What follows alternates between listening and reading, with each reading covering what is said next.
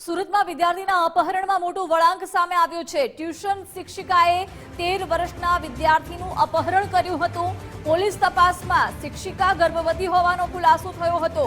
ગર્ભ સગીર વિદ્યાર્થીનો હોવાનો શિક્ષિકાએ દાવો કર્યો હતો। 23 વર્ષની શિક્ષિકા પર સગીરને પ્રેમ જાળમાં ફસાવવાનો પણ આરોપ છે।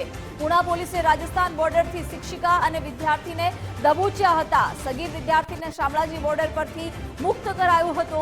આરોપી શિક્ષિકા 3.5 મહિનાની ગર્ભવતી હોવાનું ખુલ્યું છે। સમગ્ર મામલે પોલીસે હવે ડીએનએ ટેસ્ટની કવાયત હાથ ધરી છે।